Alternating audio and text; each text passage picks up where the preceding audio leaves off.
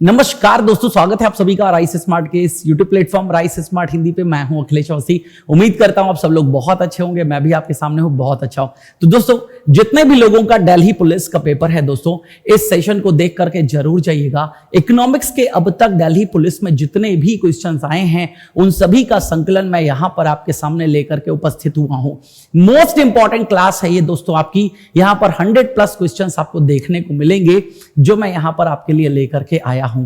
Session को start करते हैं। बहुत जबरदस्त तरीके से आपको हर एक प्रश्न का उत्तर और साथ के साथ उसका कॉन्सेप्ट बताते हुए मैं आगे बढ़ूंगा। इन सारे प्रश्नों को अच्छे से समझ लीजिएगा, कर लीजिएगा। गारंटी के साथ कहता हूं आपके दिल्ली पुलिस में जितने भी क्वेश्चंस आएंगे इसके बाहर नहीं आएगा। और इसके पहले भी मैं दिल्ली पुलिस के कई क्वेश्चंस मैराथन के सेशंस में पढ़ा चुका हूं। तो इसके पहले अगर आप चैनल पर नए हैं तो हर संडे एक मैराथन सेशन हुआ है दिल्ली पुलिस, बड़ा बड़ा उसमें लिखा है। वीडियो सेक्शन में जाकर के आप उसको देख सकते हैं या फिर आपको डिस्क्रिप्शन बॉक्स में भी उनके लिंक मिल जाएंगे। एक बार जाकर के चेक कर लीजिएगा। लास्ट समय जब एग्जामिनेशन का बिल्कुल एंड समय होता है ना दोस्तों, तो सबसे ज्यादा इंपॉर्टेंट क्या होता है, जितने ज्यादा क्वेश्चंस आप प्रैक्टिस कर सकते हो अच्छे तरीके से उन्हें प्रैक्टिस कर लीजिएगा। तो बस ये प्रैक्टिस सेशन के रूप में एक सेशन में आपके लिए लेकर के हाजिर हुआ हूं। चलिए शुरू करते हैं बिना किसी टाइम वेस्ट के। फटाफट डिस्कशन करते हुए आपके साथ आगे बढ़ेंगे। पहला प्रश्न ये रहा आपके सामने, जल्दी से बताइए। Which state recorded the highest female literacy rate in India in the 2011 census? 2011 की जनगणना में भारत में सबसे अधिक महिला साक्षरता दर किस राज्य में दर्ज की गई? फटाफट इनका आंसर मैं करता हुआ चलूंगा। तो इसका सही ऑप्शन है हाईएस्ट फीमेल लिटरेसी रेट। तो सबसे ज्यादा लिटरेसी रेट जो है वो कहां पर दर्ज हुई है? वो दर्ज हुई है दोस्तों केरला में। तो इसका भी सही ऑप्शन क्या है दोस्तों? केरला। चाहे फीमेल लिटरेसी की बात आए या मेल लिटरेसी की बात आए या ओवरऑल लिटरेसी की बात आए, केरला ही याद रखिएगा। और 2011 की जनगणना के अनुसार कंट्री की अगर मैं लिटरेसी की बात करूं पूरे देश की तो वो थी 74.04%। ध्यान रखिएगा। बढ़ते हैं अगले प्रश्न के ऊपर। ये रहा अगला प्रश्न।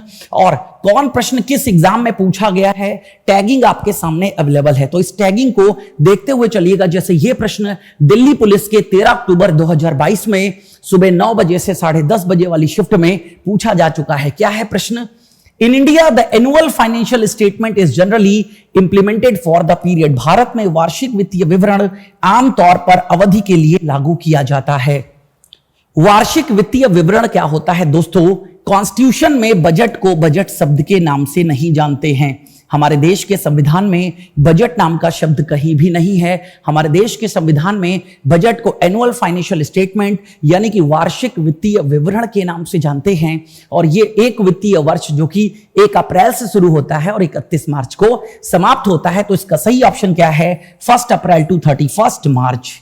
यही हमारे देश का क्या है? वित्तीय वर्ष है। याद रखिएगा। केंद्र सरकार का वित्तीय वर्ष पूछे तो भी यही है, राज्य सरकार का वित्तीय वर्ष पूछे तो भी यही है। इवन अब रिजर्व बैंक ऑफ इंडिया का भी वित्तीय वर्ष यही हो गया है।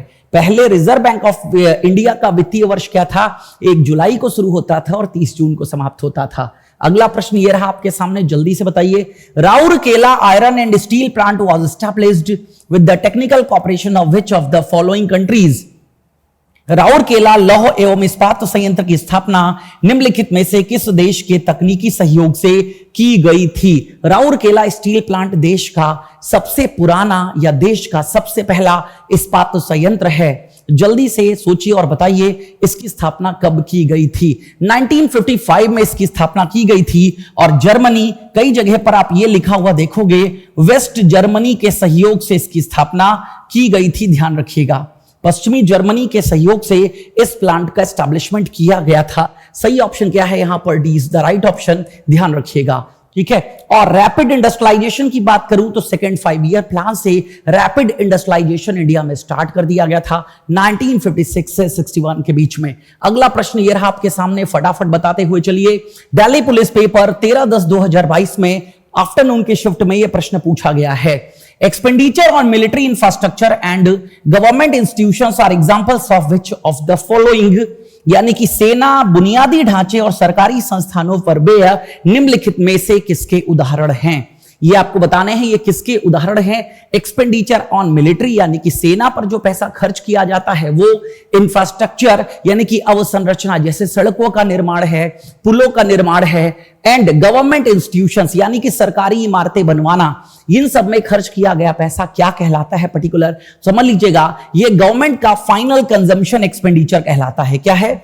फाइनल कंजम्पशन एक्सपेंडिचर है किसका? सरकार का। उपभोग व्यय वह व्यय होते हैं जिनसे किन्हीं संपत्तियों का निर्माण नहीं किया जाता है, कंज्यूम करके कंप्लीट कर दिए गए। यानी कि आप अपने जीवन में जो खाने पे पैसा खर्च करते हैं ना, वो तो उपभोग करके आपने खत्म कर लिया, लेकिन एक पैसा आपने वो खर्च किया जिससे आपने अपना घर बनवा लिया, तो वो आपकी संपत्ति डेवलप हो जाएगी जो आगे इन फ्यूचर आपको फायदा देती रहेगी। तो उपभोग व्यय यानी कि कंज्यूम कर लिए और कहानी क्या हो गई उनकी? कंप्लीट हो गई। चलिए अगला बताइएगा। The period is referred to as period of study population growth. इनमें से वह कौन सा वर्ष है, वह कौन सा समय है जो कि स्थिर जनसंख्या वृद्धि की अवधि के रूप में जाना जाता है? स्थिर जनसंख्या वृद्धि की अवधि के रूप में जाना जाता है। इसका सही ऑप्शन है दोस्तों 1921 से 1951। और सबसे कम जनसंख्या वृद्धि अगर आपसे पूछी जाए तो वो 1901 से 1921 का समय। देश में सबसे कम जनसंख्या वृद्धि कब हुई है? वो 1901 से 1921 के बीच में हुई है।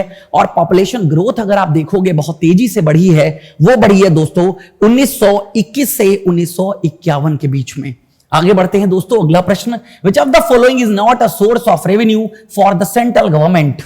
यानी कि निम्नलिखित में से कौन सा केंद्र सरकार के लिए राजस्व का स्रोत नहीं है? केंद्र सरकार, देखिए केंद्र सरकार, राज्य सरकार और स्थानीय सरकारें, स्थानीय सरकारों में पंचायतें आती हैं, नगर पालिकाएं आती हैं, इन सब का अलग अलग इनकम का स्रोत होता है। जैसे आयकर की बात करें तो केंद्र सरकार का है, तो इनमें से पूछा जा रहा है इनमें से कौन सा वह टैक्स है जो केंद्र सरकार नहीं लगाती या केंद्र सरकार की आय का स्रोत नहीं है? इसका सही ऑप्शन है दोस्तों स्टैंप ड्यूटी। जो स्टैंप ड्यूटी होती है ये राज्य सरकार के आय का स्रोत होता है, ना कि केंद्र सरकार की आय का स्रोत। बाकी चाहे हम कस्टम ड्यूटी की बात कर लें यानी कि सीमा शुल्क, इंपोर्ट और एक्सपोर्ट पर लगने वाले शुल्क को सीमा शुल्क के नाम से जानते हैं, एक्साइज ड्यूटी जो कि अब जीएसटी के रूप में परिवर्तित हो गई है, लेकिन पेट्रोल डीजल पर अभी भी एक्साइज ड्यूटी ही कही जाती है क्योंकि इनको जीएसटी के दायरे से बाहर रखा गया है। इनकम टैक्स यानी कि आय पर लगने वाला जो व्यक्तिगत कर है ये भी केंद्र सरकार के अंतर्गत ही आता है। चलिए आते हैं अगले प्रश्न पर। अगला प्रश्न ये रहा आपके सामने, which of the following is not a geographical factor that affects the distribution of population in India? निम्नलिखित में से कौन सा भौगोलिक कारक नहीं है जो भारत में जनसंख्या के वितरण को प्रभावित करता है? भौगोलिक कारक ध्यान रखिएगा, जियोग्राफिकल फैक्टर के बारे में बात हो रही है तो क्लाइमेट है, लैंडफॉर्म्स है, इंडस्ट्रियलाइजेशन है, अवेलेबिलिटी ऑफ वाटर है। तो आप खुद देख करके पहचान जाएंगे यहां पर कौन सा भौगोलिक क्षेत्र का हिस्सा नहीं है। जियोग्राफी वाली मैम अगर होती तो इसमें से क्या चीज आपको नहीं पढ़ाती वो सोचिएगा आप सबसे पहले। तो इसका सही ऑप्शन है दोस्तों इंडस्ट्रियलाइजेशन। क्या है? औद्योगिकरण यानी कि इंडस्ट्रियलाइजेशन, ये ज्योग्राफिकल फैक्टर नहीं है डिस्ट्रीब्यूशन ऑफ पॉपुलेशन का, ध्यान रखिएगा।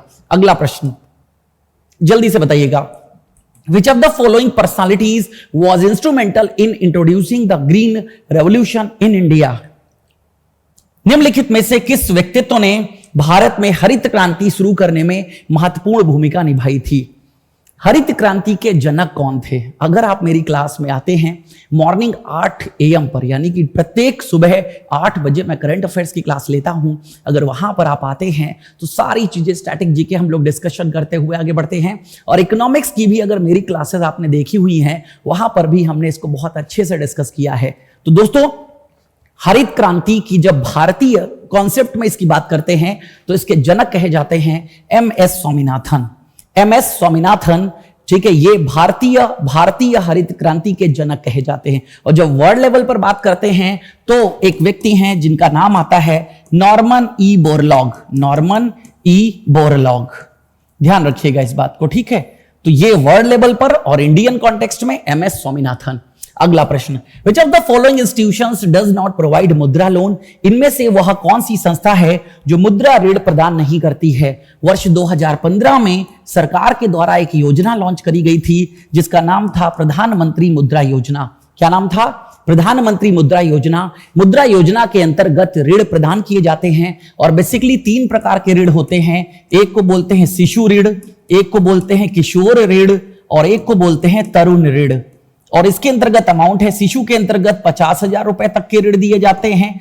देन किशोर के अंतर्गत 50,000 से लेकर के 5 लाख रुपए तक के ऋण दिए जाते हैं और तरुण के अंतर्गत 5 लाख से लेकर के 10 लाख रुपए के ऋण प्रदान किए जाते हैं।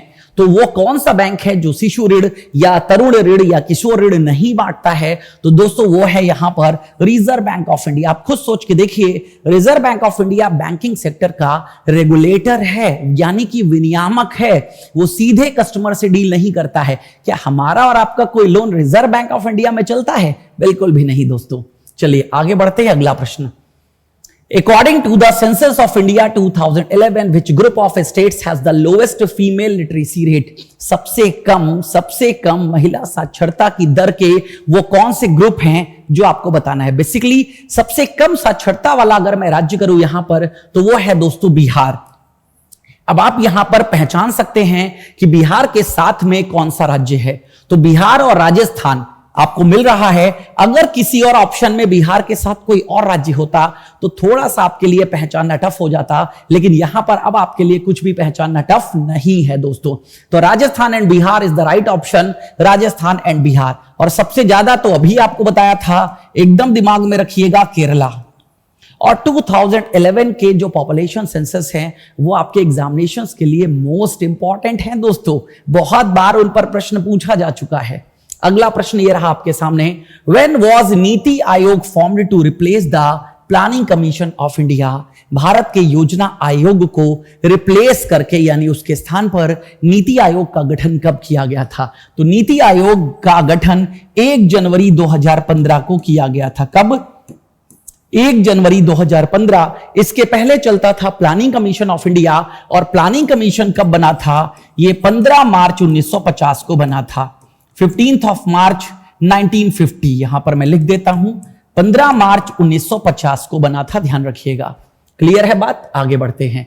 नीति आयोग हो या प्लानिंग कमीशन हो, एक बात याद रखिएगा, इसका जो अध्यक्ष होता है वो देश का प्रधानमंत्री होता है और उसे पदेन अध्यक्ष के रूप में हम जानते हैं।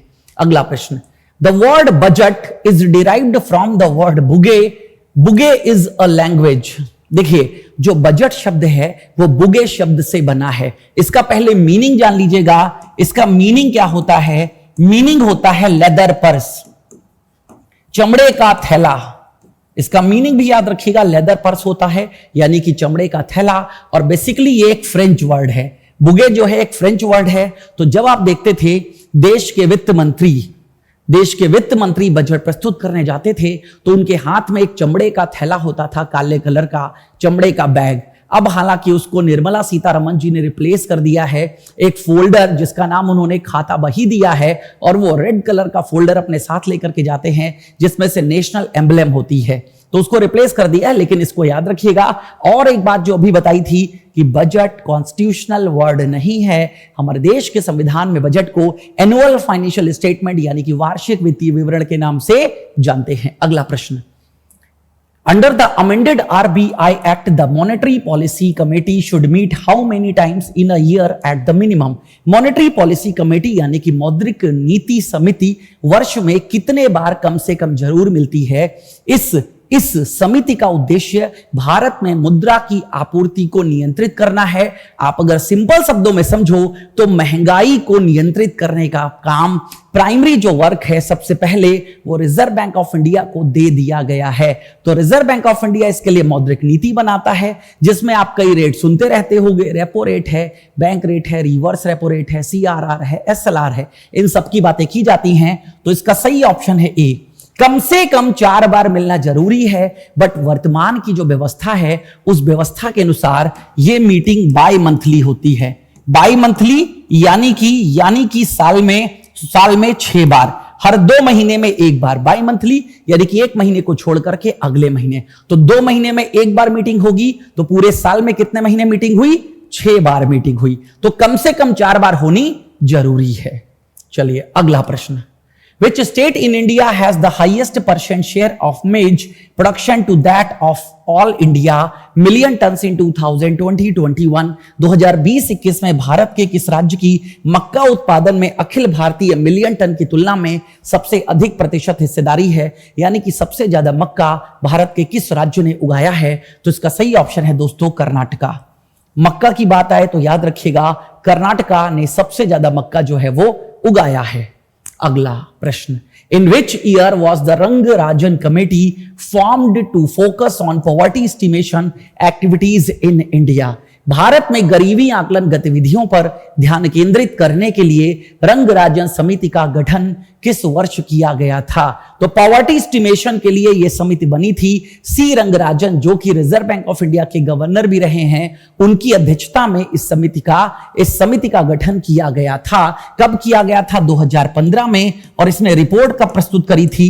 2014 में। 2 वर्ष लग गए थे इनको रिपोर्ट प्रस्तुत करने में। और इन्होंने ही बताया था शहरी जगहों पर 47 रुपीज पर डे, ये अर्बन एरियाज में है, और रूरल एरियाज की बात करें तो 33 रुपीज पर डे अगर व्यक्ति अर्न कर रहा है, ठीक है, तो वह गरीबी रेखा के ऊपर है। अगर इससे कम अर्न कर रहा है तो वो गरीबी रेखा के नीचे होगा। यह आकलन रंगराजन समिति के द्वारा प्रदान किया गया था। अगला प्रश्न, Which of the following state showed the highest percentage drop in the decadal growth rate of 2001 से 2011?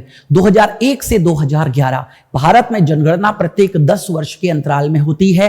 तो 2001 से 2011 तो ये दशक बन गया डिकैडल। तो डिकैडल ग्रोथ रेट की अगर हम बात करें तो डिकैडल ग्रोथ रेट सबसे कम कहां पर थी? वैसे तो सबसे कम डिकैडल ग्रोथ रेट अरुणाचल प्रदेश में थी, बट यहां पर अरुणाचल प्रदेश ऑप्शन में नहीं है। तो इसका सही ऑप्शन क्या है दोस्तों? महाराष्ट्र। डिकैडल ग्रोथ रेट क्या थी? सबसे कम थी यहां पर महाराष्ट्र में, ध्यान रखिएगा। अगला प्रश्न देखने में थोड़ा सा बड़ा लग रहा होगा आपको। निम्नलिखित में से कौन सा सही नहीं है? कुछ फॉर्मूले यहां पर आपको दे रखे हैं, लेकिन एग्जाम में पूछा गया है, मैंने डिजाइन नहीं किया है, तो ध्यान रखिएगा ऐसे भी प्रश्न आपके एग्जाम में पूछे जाते हैं। फॉर्मूला अगर आपको पता होगा तो आप फटाफट इनका आंसर कर दोगे। देखने में घबराने वाली कोई बात नहीं होती है। कौन सा सही नहीं है पूछा जा रहा है। पहले में प्राइवेट इनकम की बात हुई है, दूसरे में net national product at factor cost की बात हुई है, तीसरे में नेशनल डिस्पोजेबल इनकम की बात हुई है, और चौथे में पर्सनल डिस्पोजेबल इनकम की बात यहां पर हुई है। ध्यान रखिएगा पर्सनल डिस्पोजेबल इनकम, ये यहां पर बराबर का निशान लगा लीजिएगा, इसके आगे की बातें हैं। तो इसका सही ऑप्शन दोस्तों क्या है? कौन सा सही नहीं है? तो बी सही नहीं है यहां पर, बाकी सारे फॉर्मूले यहां पर सही हैं। बी क्या कहता है? Net national product at factor cost. Net national product NNP eight factor cost, ये जो वैल्यू निकल करके आती है यही हमारे देश की नेशनल इनकम यानी कि राष्ट्रीय आय कहलाती है। तो ये मार्केट प्राइस पर निकालते हैं माइनस नेट इनडायरेक्ट टैक्सेस करते हैं, लेकिन अगेन एक बात याद रखिएगा यहां पर डेप्रिसिएशन को भी माइनस किया जाता है। डेप्रिसिएशन यानी कि ह्रास।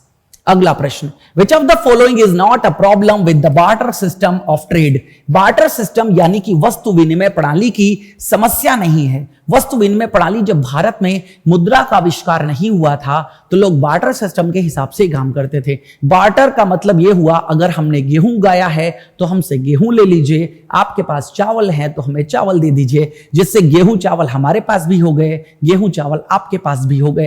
तो यह था बार्टर सिस्टम। दोस्तों बार्टर सिस्टम की कौन सी डिफिकल्टी नहीं थी, कौन सी समस्या नहीं थी? तो again difficulty in exchanging invisible goods, ठीक है, बहुत सारी प्रॉब्लम्स थी, लेकिन मेन प्रॉब्लम क्या थी?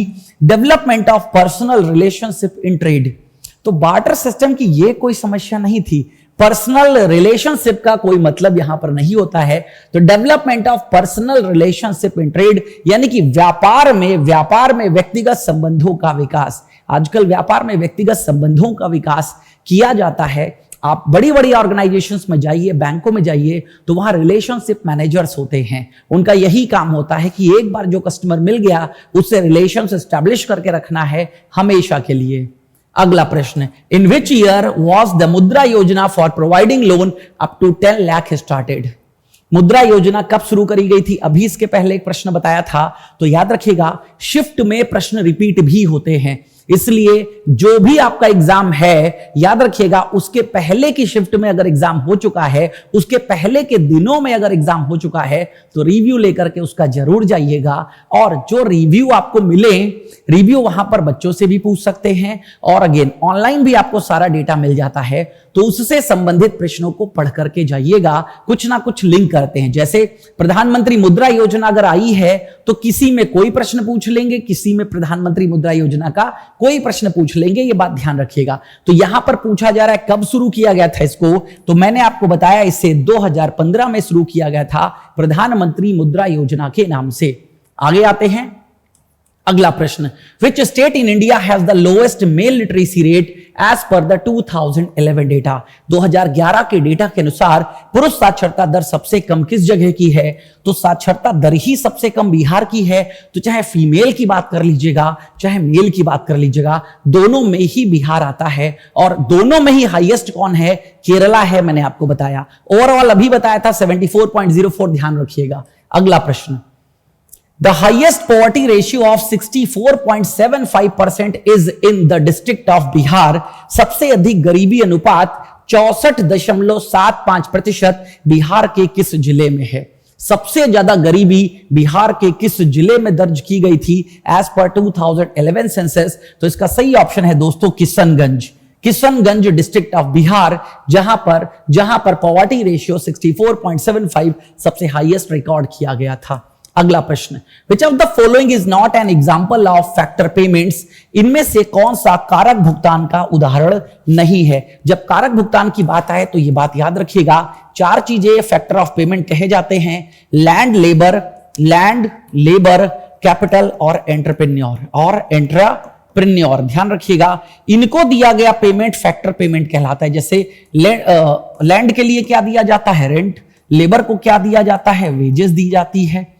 कैपिटल पर क्या दिया जाता है, तो इंटरेस्ट दिया जाता है, ध्यान रखिएगा। और एंटरप्रेन्योर को क्या मिलता है, प्रॉफिट मिलता है। तो इन चीजों को अगर मैं छोड़ दूं तो बाकी फैक्टर पेमेंट के अंतर्गत नहीं आते हैं। तो फैक्टर पेमेंट में क्या क्या है देखिएगा, इंटरेस्ट, तो यहां पर आप देख सकते हैं यस है, इन्वेस्टमेंट नहीं है, रेंट है, वेजेस है। तो कौन सा नहीं है, इन्वेस्टमेंट। तो इसका सही ऑप्शन क्या है दोस्तों, इन्वेस्टमेंट एक फैक्टर पेमेंट नहीं है। तो फैक्टर को दी जाने वाली पेमेंट को ही फैक्टर पेमेंट कहते हैं, ध्यान रखिएगा इस बात को।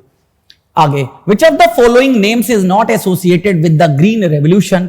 निम्नलिखित में से कौन सा नाम हरित क्रांति से संबंधित नहीं है? अभी इसके पहले एक प्रश्न आपने देखा था जिसमें मैंने आपसे क्या प्रश्न पूछा था, इनमें से वह कौन सा नाम है जो हरित क्रांति से संबंधित है? इसमें आपसे पूछा जा रहा है कौन सा संबंधित नहीं है। तो देखिए, एमएस स्वामीनाथन अभी आपको बताया, जब हम इंडियन कॉन्टेक्स्ट में बात करते हैं तो ये जनक कहे जाते हैं हरित क्रांति के। विलियम गॉड की बात करें तो ये यूएस के पर्सन थे, इन्होंने ही ग्रीन रेवोल्यूशन ये शब्द दिया था। अगर आपसे कोई पूछे ना हरित क्रांति टर्म किसने दिया, तो हरित क्रांति टर्म देने वाले व्यक्ति ही विलियम गॉड थे। पीसी महालनोबिस ये नहीं थे दोस्तों। नॉर्मन बोरलॉग की बात करें तो यस, नॉर्मन बोरलॉग आपको बताया था ग्लोबल लेवल पर हरित क्रांति के फादर कौन कहे जाते हैं, नॉर्मन ई बोरलॉग कहे जाते हैं। पीसी महालनोबिस का कोई संबंध हरित क्रांति से नहीं था, बट पीसी महालनोबिस क्या थे, ये इकोनॉमिस्ट थे। ये क्या थे, इकोनॉमिस्ट थे, ध्यान रखिएगा, ठीक है, इकोनॉमिस्ट। भारत में जब पहली बार नेशनल इनकम कमेटी की स्थापना हुई थी, नेशनल इनकम कमेटी, तो इसके चेयरमैन किसको बनाया गया था, इन्हीं को बनाया गया था, पीसी महालनोबिस को। 1949 में इस कमेटी का निर्माण हुआ था। और जो सेकेंड 5 ईयर प्लान है, सेकेंड 5 ईयर प्लान, ये भी महालनोबिस मॉडल पर आधारित था। किस पर आधारित था, महालनोबिस मॉडल पर आधारित था, ध्यान रखिएगा। क्लियर है बात? चलिए बढ़ते हैं अगले प्रश्न पर फटाक से। तो 24, according to the census 2001 and 2011, which state in India had the lowest density of population? 2001 और 2011 की जनगणना के अनुसार भारत के किस राज्य में जनसंख्या का घनत्व सबसे कम था? घनत्व का मतलब होता है किलोमीटर स्क्वायर, यानी कि एक दायरे में कितनी जनसंख्या रहती है। एक पर्टिकुलर क्षेत्र हम निश्चित कर देते हैं जिसे किलोमीटर स्क्वायर के नाम से हम जानते हैं, पर स्क्वायर किलोमीटर, ऐसे लिखा जाता है, पर स्क्वायर किलोमीटर के अंतर्गत कितनी जनसंख्या रह रही है, इसे डेंसिटी कहा जाता है। तो डेंसिटी सबसे कम कहां पर रही है? तो सबसे कम डेंसिटी दोस्तों अरुणाचल प्रदेश, अरुणाचल प्रदेश में सबसे कम डेंसिटी रही है। और ओवरऑल 2011 की अगर मैं डेंसिटी की बात करूं तो यह रिकॉर्ड हुआ है 382 पर स्क्वायर किलोमीटर, 382 पर स्क्वायर किलोमीटर ये रिकॉर्ड हुई थी 2011 में। और सबसे ज्यादा अगर मैं डेंस की बात करूं यहां पर, तो वो कौन सा राज्य है? वो है बिहार। हाईएस्ट डेंसिटी है यहां पर, हाईएस्ट डेंसिटी। लोवेस्ट आपने जान लिया कहां पर? अरुणाचल प्रदेश में। हाईएस्ट याद रखिएगा बिहार में, हाईएस्ट याद रखिएगा बिहार में। आगे आते हैं अगला प्रश्न। When was the industrial policy resolution of 1948 first officially documented in India? Bharat 1948 की औद्योगिक नीति संकल्प पहली बार भारत में आधिकारिक तौर पर कब प्रलेखित किया गया था? पहली जो इंडस्ट्रियल पॉलिसी थी जो 1948 में आई थी, उसको कब लाया गया था, किस तारीख को? तो बेसिकली उसे 6 अप्रैल 1948 को घोषित किया गया था। और इसी के अंतर्गत बताया गया था भारत जो है वो मिक्स्ड इकोनॉमी का हिस्सा है। किसका हिस्सा है? मिश्रित अर्थव्यवस्था का हिस्सा है, मिश्रित अर्थव्यवस्था। ध्यान रखिएगा इस बात को। आगे बढ़ते हैं अगला प्रश्न। The regional rural banks amendment bill 2014 amended which of the following act? क्षेत्रीय ग्रामीण बैंक संशोधन विधेयक 2014 ने निम्नलिखित में से किस अधिनियम में संशोधन किया? तो भारत में रीजनल रूरल बैंक्स जो हैं इनकी स्थापना कब करी गई थी? 1975 में। इनकी स्थापना तो ऑर्डिनेंस के माध्यम से की गई थी, ऑर्डिनेंस। लेकिन इनका एक्ट कब बनाया गया था? 1 साल बाद, जो बना था आरआरबी एक्ट 1976। तो इसमें 76 पहचान लीजिएगा और उस पर टिक लगा दीजिएगा, दैट्स इट। तो इसी में परिवर्तन किया है इस अमेंडमेंट बिल ने यहां पर। तो regional rural banks act RRB act 1976 में बना था। और पहला जो आरआरबी स्टैब्लिश हुआ था उसका नाम क्या था वो भी याद रखिएगा, प्रथमा ग्रामीण बैंक, PRATHMA, प्रथमा ग्रामीण बैंक, प्रथमा ग्रामीण बैंक, जिसका अब नाम है प्रथमा यूपी ग्रामीण बैंक। कहां पर? तो मुरादाबाद में, उत्तर प्रदेश के मुरादाबाद में इस बैंक की स्थापना की गई थी, उत्तर प्रदेश के मुरादाबाद। अगला प्रश्न। Loans up to what amount can be issued under the Mudra Shishu loan? आपको स्टार्टिंग में ही बताया था प्रधानमंत्री मुद्रा योजना के अंतर्गत 3 ऋण दिए जाते हैं, शिशु, किशोर और तरुण। तो मुद्रा योजना के शिशु के अंतर्गत कौन से ऋण या कितने रुपए तक के ऋण प्रदान किए जाते हैं? तो शिशु सबसे छोटा ऋण है, शिशु के अंतर्गत 50,000 तक के ऋण आते हैं। कितने रुपए तक के? 50,000 रुपए तक के ऋण आते हैं। अगला प्रश्न ये रहा आपके सामने। When did the extensive use of fertilizer, high yielding varieties of seeds and exploitation of irrigation potential starts in India? Bharat में उर्वरकों, उच्च उपज देने वाले बीजों की किस्मों और सिंचाई क्षमता का व्यापक उपयोग कब शुरू हुआ? बेसिकली ओवरऑल अगर हम इसकी बात करें तो ये ग्रीन रेवोल्यूशन की ही बात करी जा रही है। ग्रीन रेवोल्यूशन जब 1965-66 में देश में अकाल पड़ा था, उसके बाद से ये सब चीजें और तरीके से इंप्लीमेंट कर दी गई थी। तो बेसिकली इसका जो सही ऑप्शन है ड्यूरिंग द 3 एनुअल प्लान्स। और पहली बार ये जो 3 एनुअल प्लान्स बने थे 1966 से 69 के बीच में बने थे, क्योंकि अब इन 3 सालों के लिए कोई 5 ईयर प्लान नहीं बना था। पहला 5 ईयर प्लान 51 से 56 था, दूसरा 56 से 61, तीसरा 61 से 66। लेकिन इसी प्लान में बहुत सारे काम हुए थे, जैसे इंडो पाक वॉर हुआ था 1965 में। बट इसके पहले अगर मैं बात करूं तो इंडो चाइना वॉर हुआ था, इंडो चाइना वॉर हुआ था। ये कब हुआ था? इंडो चाइना वॉर यहां पर 1962 में हुआ था। अकाल भी पड़ा था। तो ये बहुत सारे रीजंस थे जिनके कारण ऐसा किया गया था। आगे आते हैं। A micro finance loan is a loan is, micro finance loan सूक्ष्म ऋण, सूक्ष्म ऋण। माइक्रो फाइनेंस लोन जानते हो किसको कहते हैं? तो कोई भी लोन जिस लोन का अमाउंट 1 लाख रुपए से कम है, loan amount less than, again समझ लीजिएगा यहां पर, जस्ट अ मिनट, लोन का अमाउंट की बात यहां पर हो रही है और लोन का अमाउंट कितने से कम होना चाहिए या ज्यादा होना चाहिए? तो अगेन लेस देन 1 लाख रुपए। 1 लाख रुपए से कम का अगर लोन है तो उसे माइक्रो फाइनेंस लोन के नाम से जानते हैं। तो माइक्रो फाइनेंस लोन के अंतर्गत कोलेटरल नहीं होती है, संपार्श्विक। कोलेटरल का मतलब होता है कुछ भी गिरवी रखने की आवश्यकता नहीं होती है दोस्तों। और ये ऋण आपको मिल जाता है। जैसे मुद्रा लोन जो है ना, वो भी कोलेटरल फ्री लोन है, कोलेटरल फ्री, लेकिन मुद्रा का शिशु लोन, ध्यान रखिएगा। आगे बढ़ते हैं। Who was the last deputy chairman of the Planning Commission of India? Planning commission of India की जगह पर नीति आयोग बन गया। अभी इसके पहले के प्रश्नों में आपने जाना था कब बना था, 1 जनवरी 2015 को। तो प्लानिंग कमीशन जब समाप्त किया गया तो ये जो आखिरी प्लानिंग कमीशन था, इसके डिप्टी चेयरमैन के रूप में कौन व्यक्ति थे? क्योंकि चेयरमैन इसका कौन होता है? देश के प्रधानमंत्री। और देश के प्रधानमंत्री की अगर मैं बात करूं तो 2014 तक थे देश के प्रधानमंत्री मिस्टर मनमोहन सिंह जी, और 2014 में नरेंद्र मोदी जी चुन करके आ गए थे, तो तब से वही नीति आयोग के चेयरमैन है दोस्तों। तो ये कौन थे? डिप्टी चेयरमैन थे दोस्तों मोंटेक सिंह आहलूवालिया, मोंटेक सिंह आहलूवालिया, ध्यान रखिएगा। अगला प्रश्न, Which of the following will not be classified as revenue received in the budget of the Union Government in India? निम्नलिखित में से किसे भारत में केंद्र सरकार के बजट में राजस्व प्राप्ति के रूप में वर्गीकृत नहीं किया जाएगा?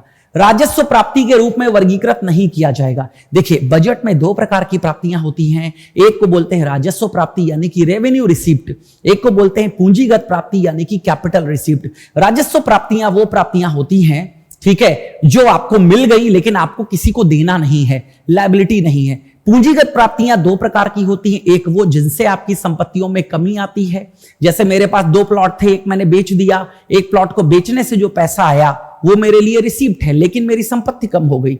दूसरी होती है जो ऋण के रूप में हम प्राप्त करते हैं, जैसे हमने घर तो बनवा लिया लोन लेकर के, तो पैसा तो आया मेरे पास, घर तो बन गया, लेकिन बनने के बाद वो क्या है, अब मुझे पैसा चुकाना भी तो है। तो थी तो वो प्राप्ति, लेकिन वो लायबिलिटी के रूप में परिवर्तित हो गई।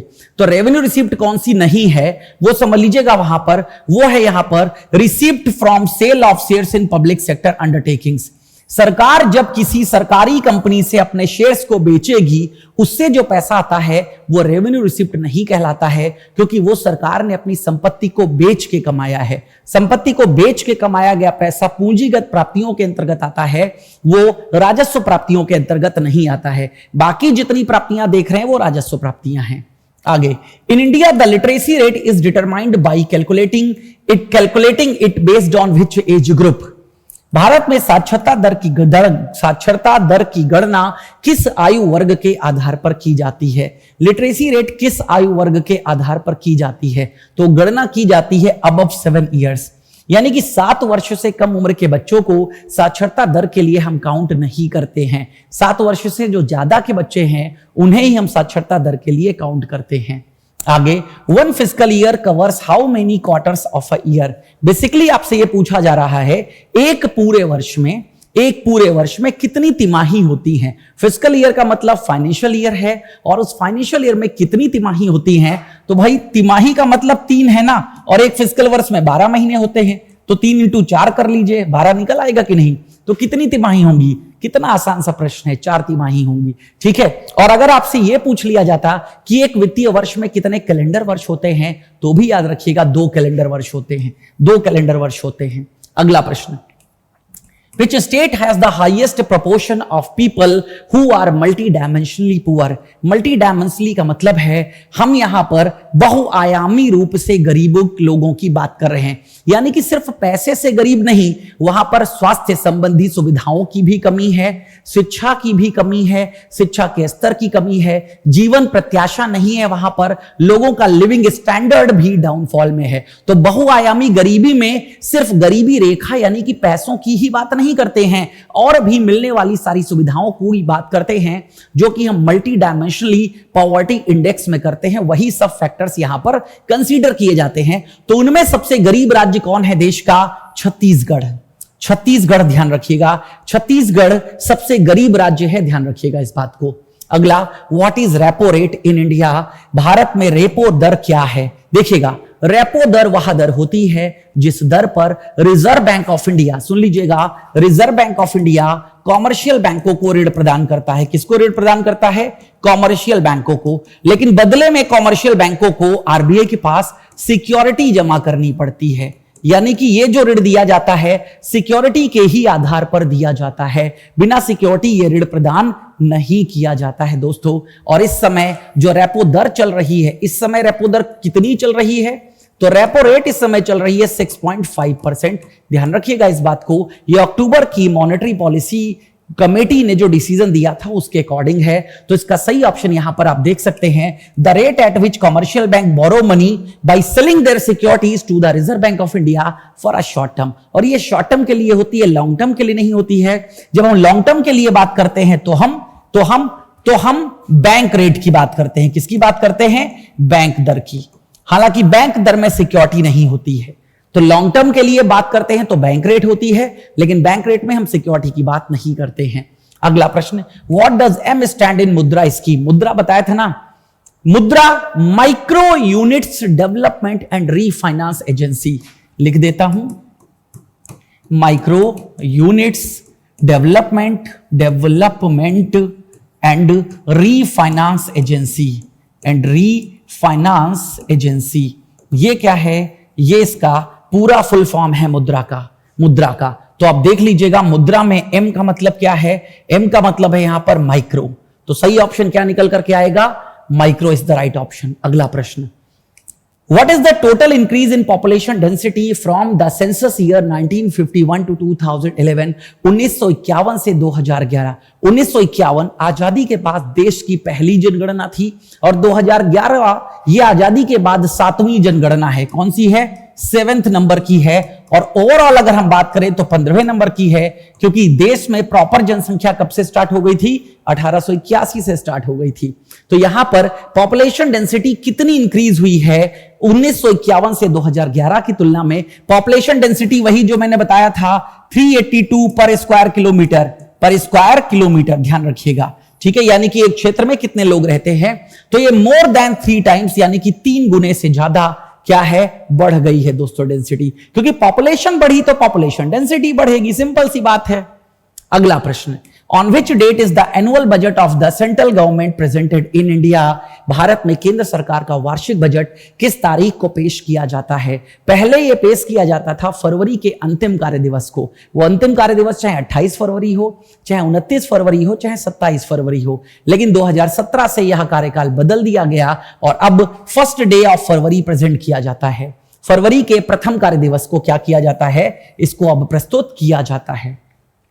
अगला, the share of adolescent age 10 to 19 years is found to be about according to the 2011 census.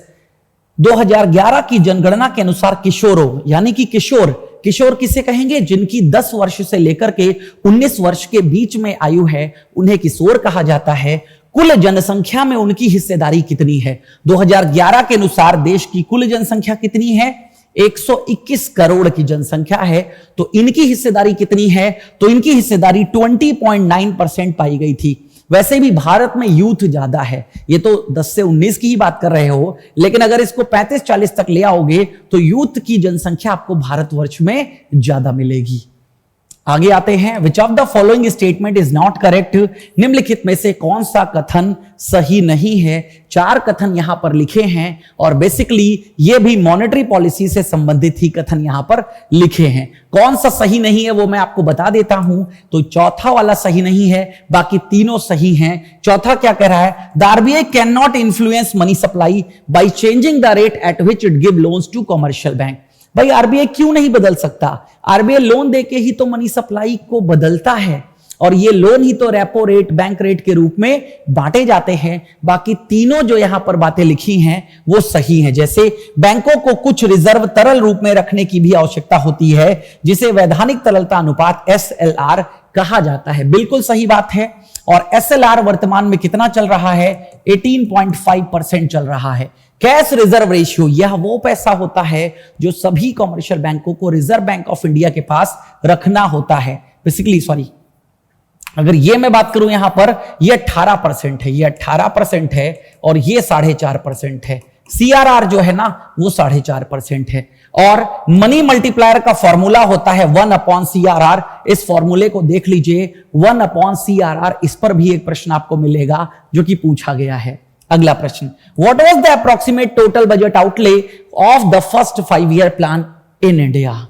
Bharat की जो पहली पंचवर्षीय योजना बनी थी, जिसका कार्यकाल कब से कब तक था? 1951 से 1956। और इसका उद्घाटन किसने किया था? उस समय देश के प्रधानमंत्री जो कि जवाहरलाल नेहरू और देश के पहले प्रधानमंत्री, सबसे लंबा कार्यकाल बिताने वाले भी प्रधानमंत्री यही हैं। बट अब लगता है इनका ये जो कार्यकाल बिताने का समय है मोदी जी तोड़ दे। अगर तीसरा ये चुनाव मोदी जी जीत जाते हैं और पूरे 5 साल सरवाइव करते हैं तो जवाहरलाल नेहरू जी का भी कार्यकाल टूट जाएगा। चलिए, तो इसका सही ऑप्शन है 2069 करोड़, जो देश की पहली पंचवर्षीय योजना बनी थी जिसका उद्देश्य कृषि का विकास करना था, उसका बजट 2069 करोड़ का था।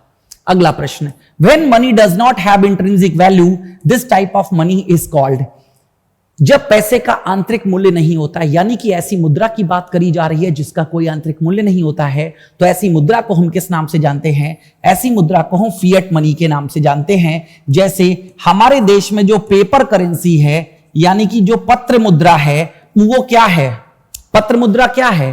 पत्र मुद्रा का अपना कोई मूल्य होता है? नहीं होता है पत्र मुद्रा का अपना कोई मूल्य। जैसे सिक्कों का अपना मूल्य होता है, तो सिक्कों को हम कमोडिटी मनी कहते हैं। सोना है, चांदी है, ये क्या है? ये कमोडिटी मनी होता है दोस्तों, क्योंकि उसका अपना मूल्य होता है।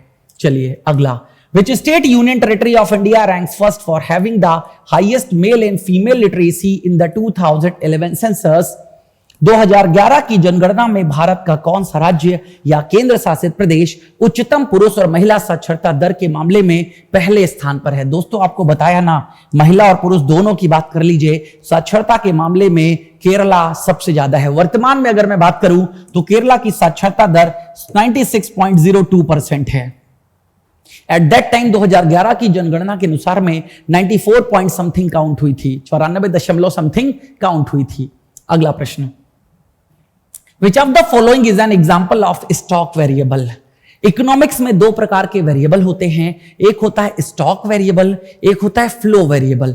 स्टॉक यानी कि जिनको क्वांटिफाई कर सकते हैं, फ्लो वेरिएबल वो होते हैं जो एक समय के साथ में निर्धारित किए जाते हैं। तो बेसिकली थोड़ा सा ये टेक्निकल प्रश्न था, बट आप सोचिए यहां पर किसको क्वांटिफाई कर सकते हो, किसको हम काउंट कर सकते हैं? तो इसका सही है ऑप्शन है amount of food grains available in all warehouse, यानी कि गोदामों में रखा हुआ सभी, ठीक है, जितना भी अनाज है in the country on the first day of financial year. तो अगेन फाइनेंशियल ईयर का पहला दिवस यानी कि 1 अप्रैल को हम ये काउंट कर सकते हैं कि जितने भी वेयर हाउस हैं उसमें कुल कितना अनाज रखा हुआ है। तो ये स्टॉक को रिप्रेजेंट कर रहा है, इसी के लिए इसे स्टॉक वेरिएबल के नाम से जाना जाता है। अगला प्रश्न, which of the following was not one of the major component of the green revolution in India? निम्नलिखित में से कौन सा भारत में हरित क्रांति के प्रमुख घटकों में से एक नहीं था? तो हरित क्रांति जिसकी शुरुआत 1960 से 70s के बीच में हुई थी, तो बेसिकली इसको 1960 के बाद से अप्लाई किया हुआ माना जाता है। पेस्टिसाइड यानी कि कीटनाशक का छिड़काव करना शामिल था। बैंकिंग सर्विसेज इसमें नहीं शामिल थी, आप खुद समझ लीजिएगा। HYV का मतलब क्या है यहां पर? इस पर भी कई प्रश्न पूछे जा चुके हैं। तो high yield variety seed, high yield variety seeds, ध्यान रखिएगा इस बात को, हाई यील्ड वैरायटी सीड्स, ठीक है, ये भी शामिल थे। इरिगेशन फैसिलिटीज का मतलब है सिंचाई सुविधाएं। भाई ग्रीन रेवोल्यूशन का बैंकिंग सुविधाओं से कोई लेना देना नहीं था, क्योंकि यह कृषि से संबंधित एक योजना थी। अगला प्रश्न, according to the census of India 2011 the literacy rate is given, choose the correct options. भारत की जनगणना 2011 के अनुसार साक्षरता दर दी गई है, सही विकल्प चुने। कौन किसकी जनसंख्या यहां पर बताई गई है? तो फीमेल की जनसंख्या है, मेल की जनसंख्या है और केरला की जनसंख्या है, ये यहां पर आपको पहचानना है बेसिकली। तो अगेन यहां पर बात कर लीजिएगा।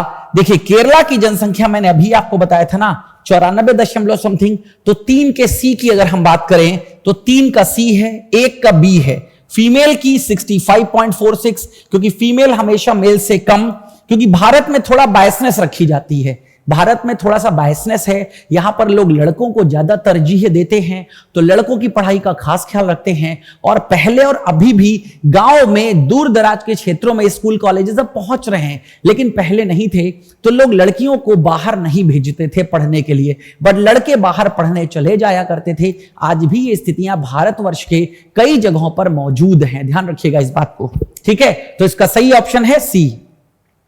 आगे आते हैं, समझिएगा यहां पर, as per economic theory when a nation becomes more prosperous, आर्थिक सिद्धांत के अनुसार जब कोई राष्ट्र अधिक समृद्ध हो जाता है, जब कोई राष्ट्र अधिक समृद्ध हो जाता है तो याद रखिएगा कृषि का उत्पादन या कृषि में काम करने वाले लोगों की संख्या घटती है और सेवाओं का जो कंट्रीब्यूशन है वो बढ़ता है। ये एक मोटा मोटा पहचान है और वही बात यहां पर लिखी हुई है, the proportion of GDP contributed bye agriculture sector and working population in the sectors decline considerably.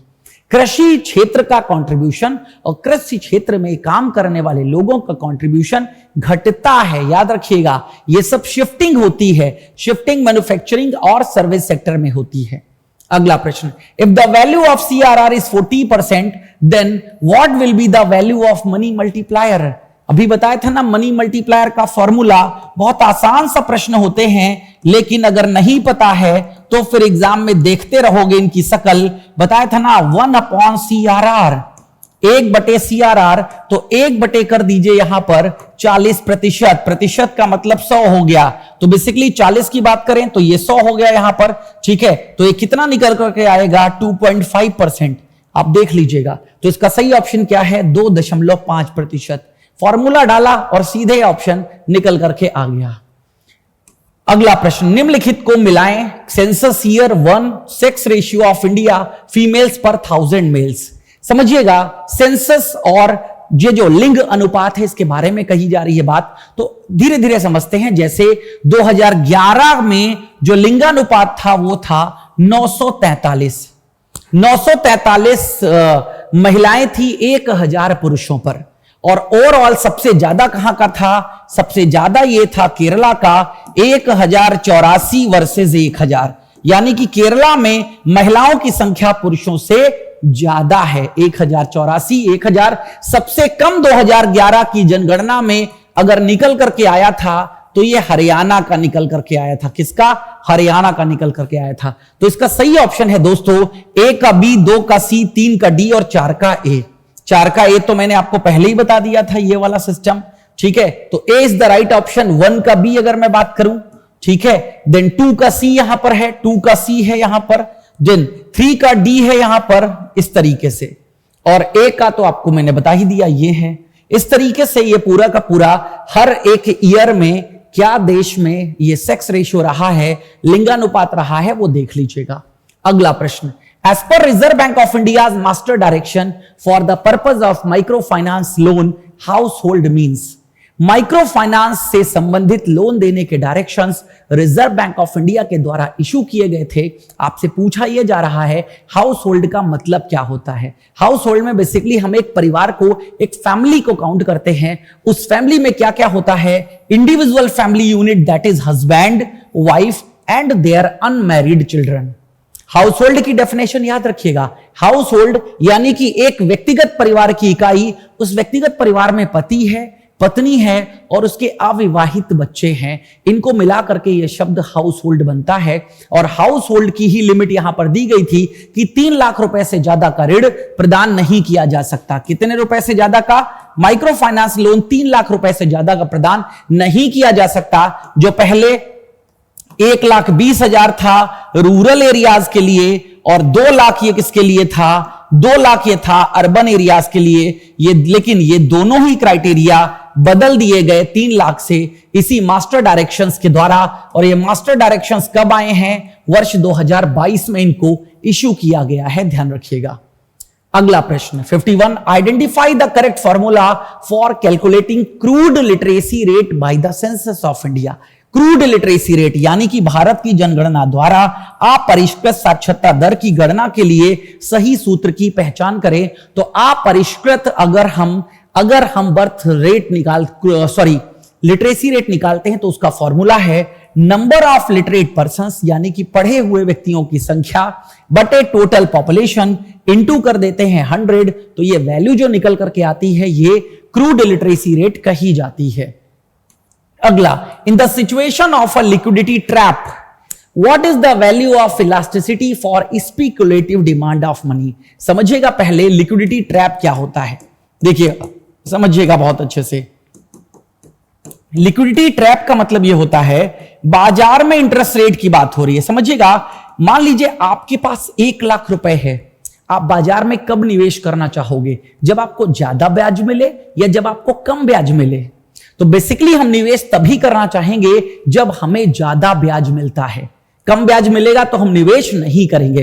तो जब बाजार में रेट ऑफ इंटरेस्ट कम हो जाती हैं, तब लोग अपने पास पैसे को होल्ड करने लग जाते हैं, इस उद्देश्य से कि आगे चल करके यह दर जो है बढ़ेगी, तब हम निवेश करेंगे।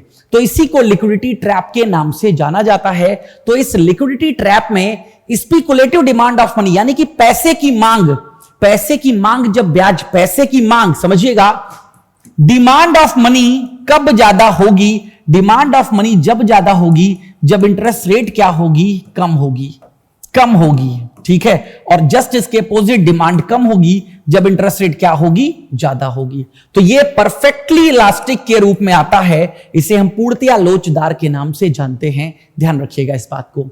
अगला प्रश्न, which of the following states recorded the lowest population density in the 2011 census? 2011 की जनगणना में निम्नलिखित में से किस राज्य में सबसे कम जनसंख्या घनत्व दर्ज किया गया? डेंसिटी सबसे कम कहां की रिकॉर्ड हुई है? लोएस्ट पॉपुलेशन डेंसिटी 2011 की जनगणना के अनुसार तो अरुणाचल प्रदेश, और सबसे ज्यादा आपको मैं बता चुका हूं बिहार, सबसे ज्यादा डेंसिटी बिहार की।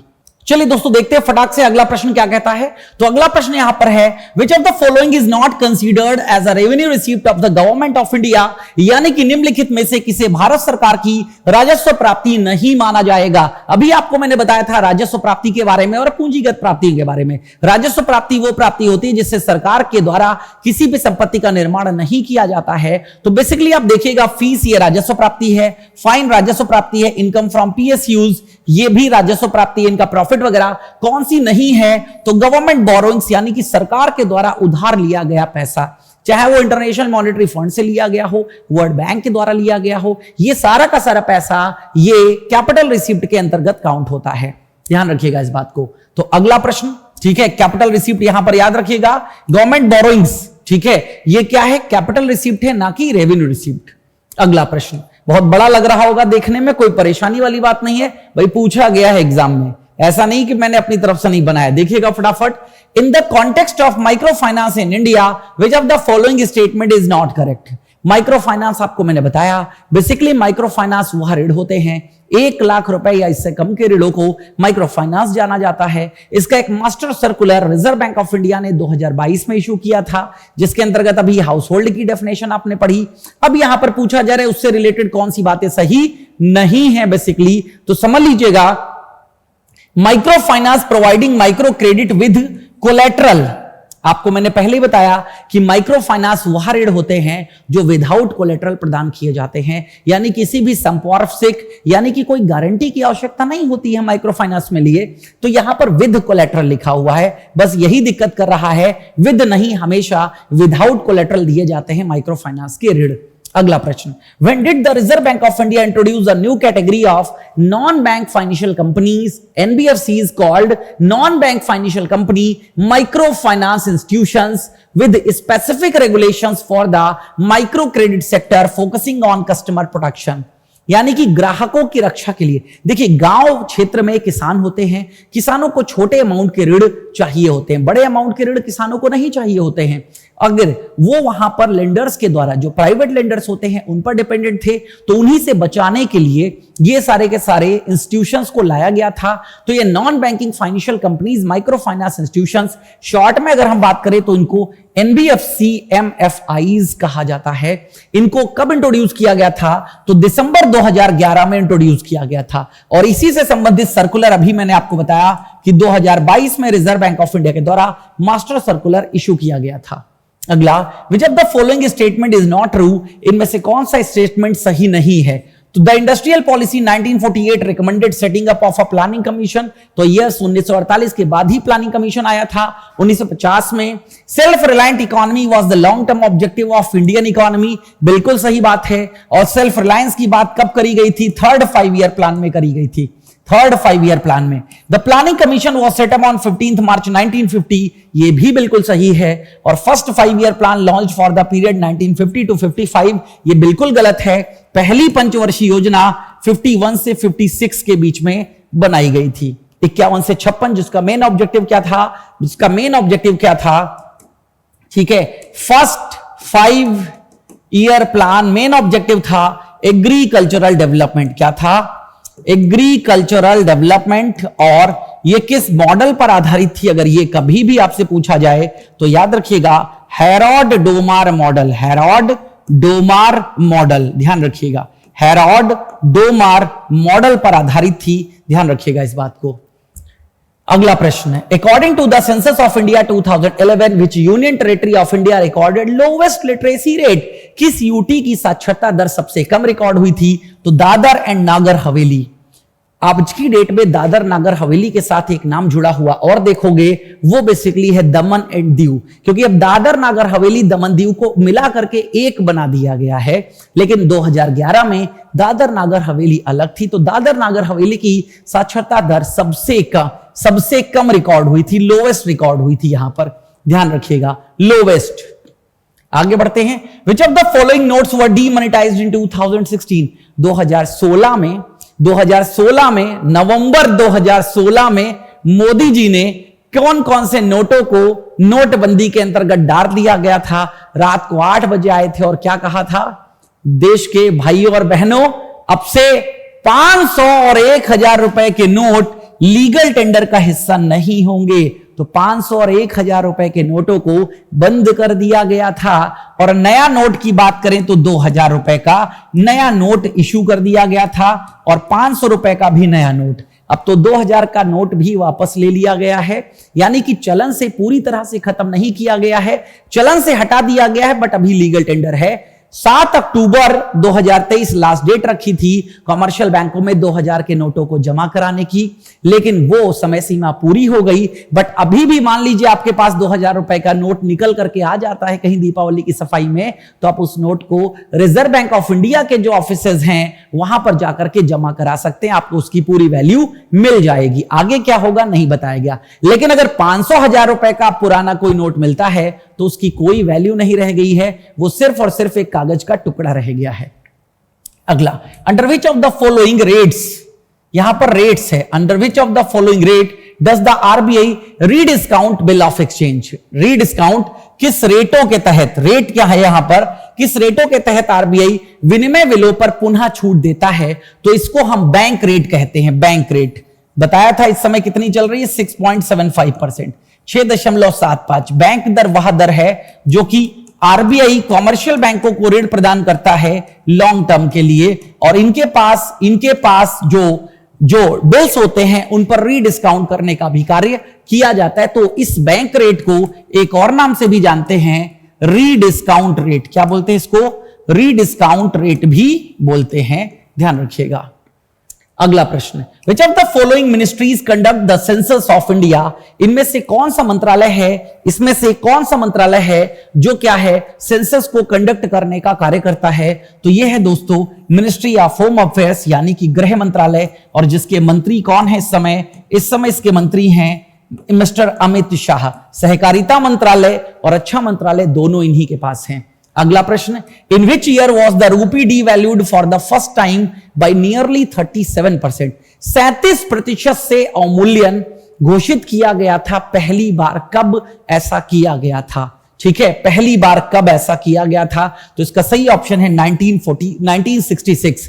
पहली बार, अगर फर्स्ट डीवैल्यूएशन की हम बात करते हैं, फर्स्ट डीवैल्यूएशन ये कब किया गया था? तो ये किया गया था 1949 में रिजर्व बैंक ऑफ इंडिया के द्वारा। और अगेन डीवैल्यूएशन का मतलब क्या होता है?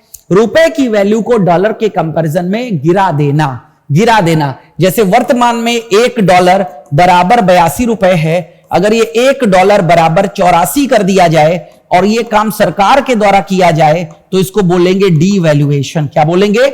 डीवैल्यूएशन।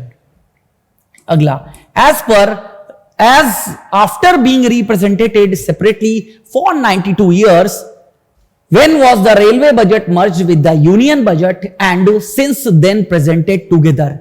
यानी कि 92 वर्षों की परंपरा के बाद में कौन सा बजट मेन बजट में मर्ज कर दिया गया? तो बेसिकली यहां पर रेलवे बजट को मेन बजट में मर्ज किया गया। ठीक है, और कब मर्ज किया गया? तो यह मर्ज किया गया था दोस्तों 2017 में। 1900 अगेन यहां पर 92 वर्षों की परंपरा कही जा रही है बात को, तो 1924 में आकवर्थ कमेटी की रिकमेंडेशन पर, किसकी रिकमेंडेशन पर, याद रखिएगा, आकवर्थ कमेटी की रिकमेंडेशन पर रेल बजट को सेपरेट कर दिया गया था। यही वो वर्ष है जब से देश में दो बजट प्रस्तुत किए जाते थे, रेल बजट अलग आता था, जनरल बजट अलग आता था, लेकिन भाजपा की सरकार ने इसको क्या कर दिया, बदल दिया। 2016 में ही अनाउंसमेंट कर दिया गया था और 2017-18 का जो बजट था वो प्रस्तुत किया गया है साथ में। तब से लेकर के अब एक ही बजट आता है जिसे हम जनरल बजट के नाम से जानते हैं। अगला प्रश्न, Which of the following institutions provide microfinance for small industries in India? छोटे छोटे उद्योग धंधों को माइक्रो फाइनेंस कौन प्रदान करता है? तो इसका सही ऑप्शन है दोस्तों सिडबी, यानी कि small industries bank of India. Small industries bank of India, small industries bank of India, bank of India, जिसका मुख्यालय कहां पर है, हेडक्वार्टर इसका लखनऊ में है दोस्तों, लखनऊ उत्तर प्रदेश में है, ध्यान रखिएगा, ठीक है। और इसके हेड कौन है, इसके चेयरमैन, तो शिव, ठीक है, शिव सुब्रमण्यम रामन है, ठीक है, शिव सुब्रमण्यम ठीक है, रामम, ये है इसका फुल फॉर्म, ध्यान रखिएगा, ठीक है। अगला प्रश्न, according to the 2011 census which state of India ranks first on the basis of population percentage, वर्ष 2011 की जनगणना के अनुसार भारत का कौन सा राज्य जनसंख्या प्रतिशत के आधार पर पहले स्थान पर है? तो पहले स्थान पर है दोस्तों 21, लगभग 21 करोड़ की आबादी का राज्य उत्तर प्रदेश। नंबर 2 पे बात करते हैं तो आता है दोस्तों महाराष्ट्र, लेकिन नंबर 1 पे कौन है, उत्तर प्रदेश है। अगला, Which state has the highest sex ratio in India as per 2011 census? सबसे ज्यादा सेक्स रेशियो आपको बताया था केरला का 1084/1000, और सबसे कम पूछा जाए अगर आपसे तो याद रखिएगा हरियाणा का सबसे कम। बेटी बचाओ बेटी पढ़ाओ योजना हरियाणा से ही शुरू की गई थी। अगला प्रश्न, in which of the 5-year plan the 20 point programme launched? 20 सूत्रीय कार्यक्रम किस पंचवर्षीय योजना में लॉन्च किया गया था? 20 सूत्री का मतलब है बेसिकली 20 पॉइंट्स लिए गए थे जिनके आधार पर देश का विकास करना था, देश का डेवलपमेंट करना था। तो अगेन ये जो प्लान है ये कब आया था? 1975 में बेसिकली ये प्लान आया था। तो 1975 में कौन सा प्लान चल रहा था? 5th 5-year plan. कैसे? तो देखिए, पहला 5-year प्लान 51 से 56, दूसरा 5-year प्लान 56 से 61 के बीच में, तीसरा ये बना 61 से 66 के बीच में, चौथे की बात करें तो ये बना 69 से 74, पांचवें की बात करें तो 74 से 78। बेसिकली 79 तक चलना था लेकिन एक साल पहले इसे रद्द कर दिया गया था। तो ये प्रोग्राम कब आया था? 20 पॉइंट प्रोग्राम अभी बताया 1975 में। तो 75 अब देखिए कहां पर आएगा? 75 आएगा इसमें। तो कौन सा 5 वर्षीय? ये पांचवी 5 वर्षीय योजना हो गई। अगला, which of the following incomes is not included in the factor income? अभी बताया था factor income, land, labour, capital, entrepreneur, इन 4 इनकम के अलावा कोई भी इनकम फैक्टर इनकम में इंक्लूड नहीं होती है। तो अगेन, रेंट है, इंटरेस्ट है, वेजेस है, क्या नहीं है? स्कॉलरशिप ऑफ अ स्टूडेंट, एक विद्यार्थी को मिली हुई स्कॉलरशिप, छात्रवृत्ति, ये क्या है दोस्तों? ये इंक्लूड नहीं की जाएगी फैक्टर पेमेंट में। अगला, what is a transfer income? देखिए, फैक्टर इनकम के जस्ट अपोजिट होती है ट्रांसफर इनकम। ट्रांसफर इनकम वो इनकम होती है जो इंसान कमाता नहीं है उसको मिल जाती है। जैसे आपने कमाया, आपने घर में अपनी मदर को पैसा भेज दिया, अपने फादर को पैसा भेज दिया, तो फादर को वो जो पैसा आपसे मिला वो उन्होंने कमाया नहीं था, तो इसको ट्रांसफर इनकम कहते हैं। या फिर जिसके लिए कोई कार्य नहीं किया जाता है, जैसे पेंशन मिल रही है, पेंशन के बदले आपसे उससे कोई सेवाएं नहीं ले रहे हो, तो पेंशन की इनकम को भी क्या बोलते हैं? ट्रांसफर इनकम बोलते हैं। यहां पर सही ऑप्शन क्या है? अनअर्न्ड इनकम, यानी कि अनआर्जित आय, इसको कमाया नहीं गया है। ठीक है, ध्यान रखिएगा इस बात को। अगला, which of the following is not a part of green revolution? निम्नलिखित में से कौन हरित क्रांति का हिस्सा नहीं है? हरित क्रांति अब आप पढ़ चुके हो, जान लीजिएगा। यूज ऑफ केमिकल फर्टिलाइजर बिल्कुल करना है। अबॉलिशन ऑफ इंटरमीडियरीज, ठीक है। Use of multiple cropping, yes करना है। मैकेनाइज्ड मीन्स ऑफ कल्टीवेशन, ये भी करना है। कौन सा नहीं करना है? तो एबोलिशन ऑफ इंटरमीडियरीज का क्या लेना देना है? बिचौलियों का उन्मूलन करना, यह काम ग्रीन रेवोल्यूशन का नहीं था, बाकी सभी काम हरित क्रांति के अंतर्गत किए गए थे। अगला प्रश्न, when the government provides financial assistance to production unit to sell their products at lower prices fixed by the government, what is it called? यानी कि जब सरकार, यहां पर सही चीज लिख देता हूं, सरकार ऐसे लिखा जाता है, जब सरकार उत्पादन इकाइयों को सरकार द्वारा, फिर से यहां पर ध्यान रखिएगा, सही यहां पर लिखा हुआ है, सरकार द्वारा निर्धारित कम कीमतों पर अपने उत्पाद बेचने के लिए वित्तीय सहायता देती है, तो इसे क्या कहा जाता है? इसे सब्सिडी कहा जाता है। जैसे एक सब्सिडी आपको मिल रही है ना, एलपीजी सब्सिडी, तो एलपीजी सब्सिडी के अंतर्गत आपको जो सिलेंडर मिल रहा है वो अब 903 रुपए का मिलेगा। सरकार इस पर 200 रुपए सब्सिडी प्रदान कर रही है। ये 200 रुपए सरकार किसको देगी? इस कंपनी को देगी जो ये सिलेंडर आपको प्रदान कर रहा है। तो कंपनी से कहा प्राइस कम रखिए, बचा हुआ प्राइस हम आपको दे देंगे, तो ये सब्सिडी के रूप में होता है, ध्यान रखिएगा। अगला, which committee is also known as village and small scale industries committee. Village और स्मॉल स्केल इंडस्ट्रीज को आगे बढ़ाने के लिए एक समिति का निर्माण किया गया था, जिस समिति को किस नाम से जानते हैं? करवे समिति के नाम से जानते हैं। और बेसिकली ये इनके हेड के नाम पर दिया गया था, जो थे दत्तात्रेय गोपाल करवे। 1955 में इस समिति को बनाया गया था। दत्तात्रेय गोपाल करवे, नाम याद रखिएगा, इन्हीं के नाम पर इस समिति का निर्माण किया गया था 1955 में। The first complete census of India was taken in the year, Bharat की पहली पूर्ण जनगणना अभी बताई थी कब से शुरू हुई है? 1881 से। और पहली बार कब हुई है? फर्स्ट टाइम अगर आपसे पूछा जाए तो वो है दोस्तों 1872 और कंप्लीट 1881 से। ठीक है, तो ये भी याद रखिएगा, फर्स्ट टाइम जब ली गई थी तो भारत में वायस रॉय थे लॉर्ड मेयो, और जब 1881 से कंप्लीट करी गई तो ये थे लॉर्ड रिपन के शासनकाल में। लॉर्ड रिपन के शासनकाल में किया गया है, ध्यान रखिएगा। ठीक है, तो 1872, 1870, 1881 इस समय वायस रॉय इंडिया में आ चुके थे। अगला, which of the following is the inversely related to the rate of interest. Rate of interest से विपरीत संबंध किसका होता है? पैसे की मांग का। बताया था ना, स्पेकुलेटिव डिमांड ऑफ मनी। जब ब्याज दर ज्यादा होती है लोग कम पैसा मांगेंगे, ब्याज दर कम होगी लोग ज्यादा पैसा मांगेंगे। तो इसका सही ऑप्शन क्या निकल करके आया? स्पेकुलेटिव डिमांड ऑफ मनी, यानी कि पैसे की सट्टा मांग। इसका इनवर्सली रिलेशन होता है, ध्यान रखिएगा।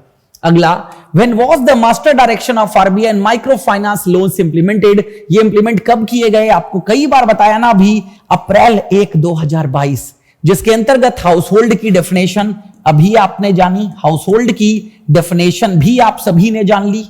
ठीक है, हाउस होल्ड की डेफिनेशन जानी और मैक्सिमम लोन भी आपने जाना। 3 लाख का क्राइटेरिया कर दिया, जो पहले 1,20,000 ग्रामीण क्षेत्रों के लिए था और 2 लाख शहरी क्षेत्रों के लिए, और 75% ऑफ एसेट्स का भी क्राइटेरिया यहां पर आता है, ध्यान रखिएगा।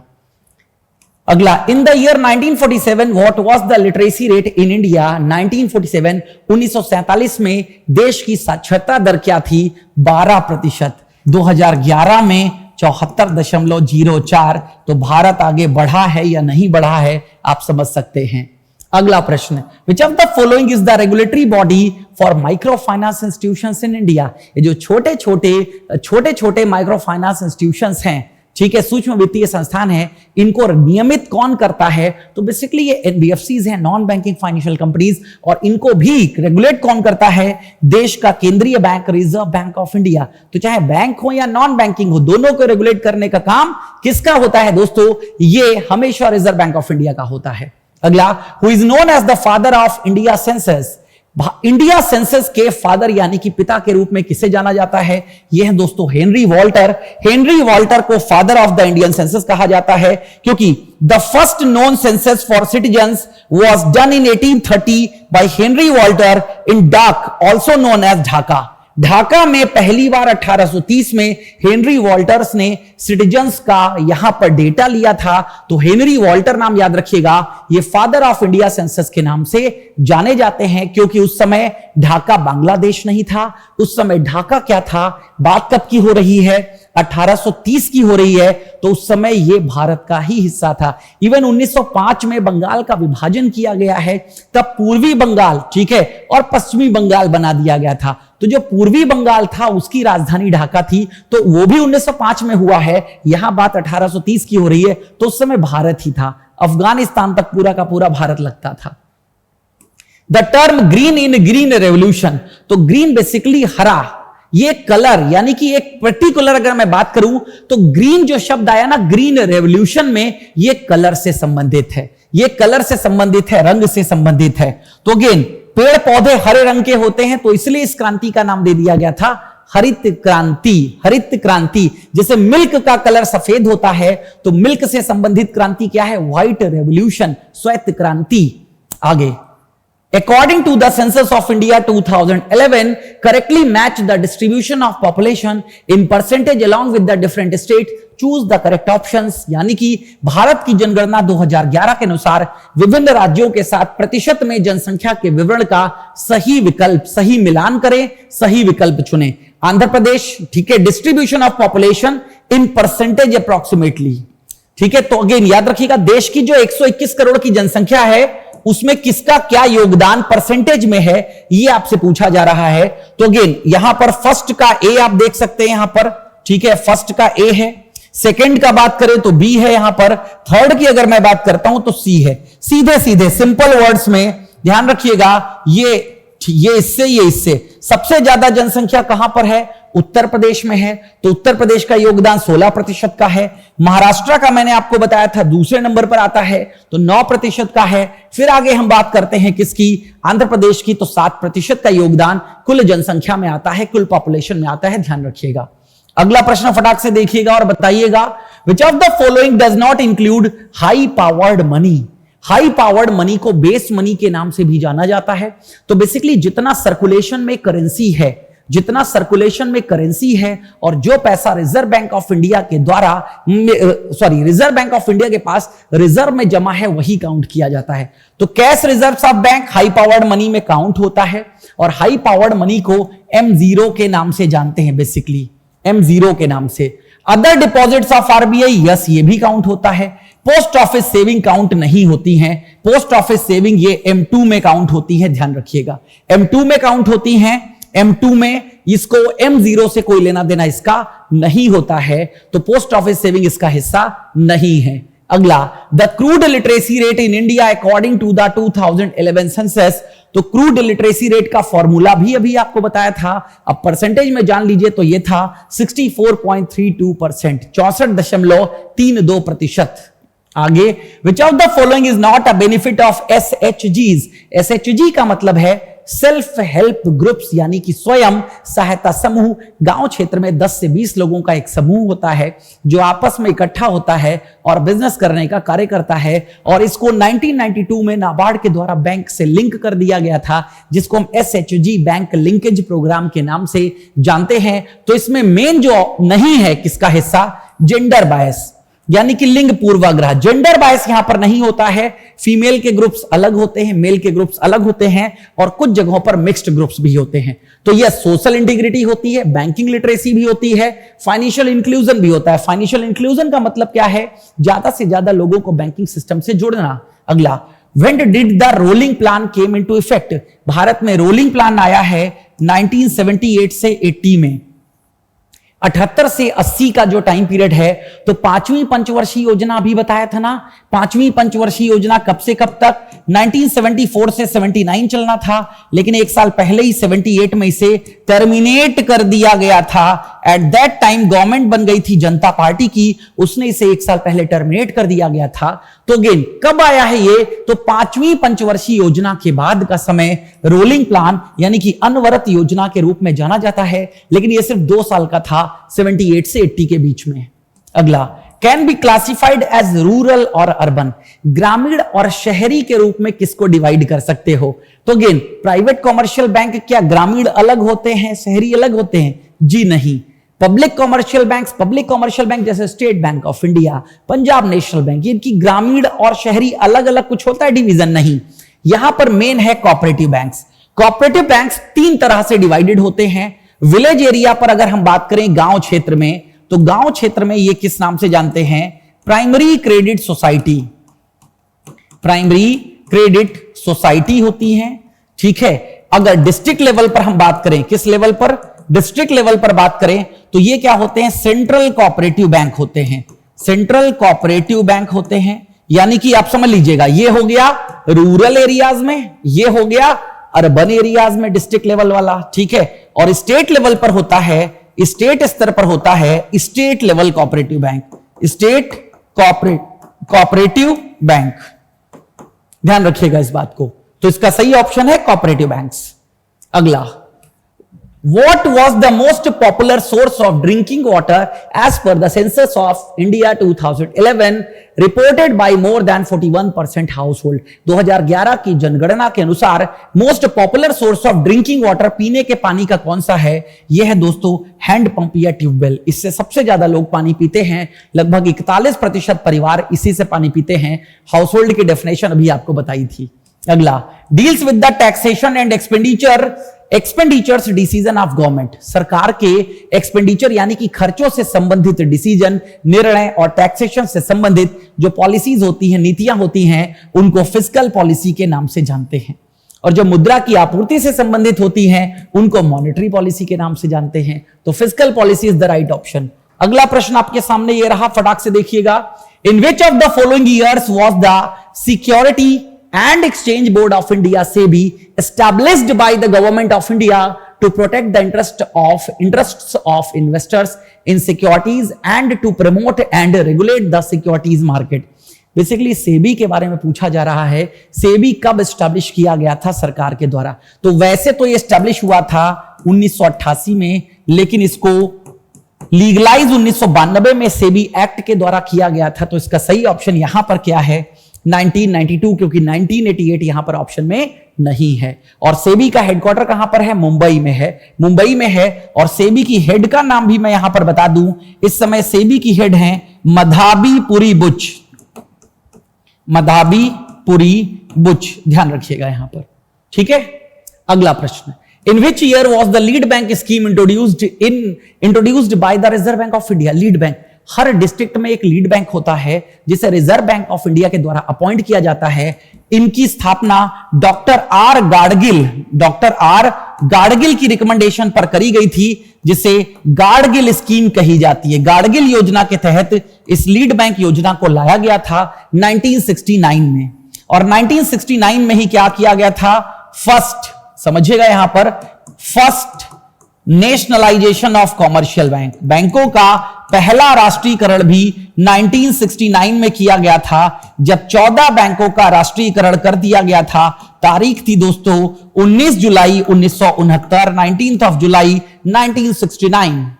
अगला प्रश्न, in which year was the नीति आयोग फॉर्म्ड? बताया जा चुका है, नीति आयोग प्लानिंग कमीशन से रिप्लेस करके 2015 में बनाया गया था। अगला प्रश्न, which of the following is the largest jute producing state in India? Bharat में सबसे ज्यादा जूट किस राज्य में पैदा होता है? तो बेसिकली ये वेस्ट बंगाल में सबसे ज्यादा पैदा होता है, पश्चिम बंगाल में जूट, जिनके थैलों का उपयोग आपने कभी ना कभी किया होगा। When was the Indian rupee de-linked from the pound sterling? Bharat के रुपए को पाउंड स्टर्लिंग, जो कि यूके की मुद्रा है, उससे कब डी लिंक किया गया था? तो यह डी लिंक किया गया था 1975 में। 1975 में पाउंड स्टर्लिंग से डी लिंक कर दिया गया था। अगला, the value of SDR of the international monetary fund is determined by a basket of currencies consisting of how many currencies? देखिए, आईएमएफ यानी कि इंटरनेशनल मॉनेटरी फंड, आईएमएफ का हेडक्वार्टर कहां पर है? आईएमएफ का हेडक्वार्टर वॉशिंगटन डीसी में है, वॉशिंगटन डीसी में है। ध्यान रखिएगा, वॉशिंगटन डीसी यूनाइटेड स्टेट्स में हेडक्वार्टर है। आईएमएफ के मेंबर की अगर मैं बात करूं तो मेंबर इस समय है 190। आईएमएफ की जो करेंसी है, उसी करेंसी को दोस्तों एसडीआर के नाम से जानते हैं, जिसके अंतर्गत टोटल 5 करेंसी आती हैं। 5 करेंसी से मिलकर के एसडीआर बनना होता है। एसडीआर को दोस्तों पेपर गोल्ड के नाम से भी जानते हैं। किस नाम से? पेपर गोल्ड के नाम से भी जानते हैं। और ये करेंसी कहीं चलती नहीं है, सिर्फ अकाउंटिंग पर्पस के लिए काम में आती है।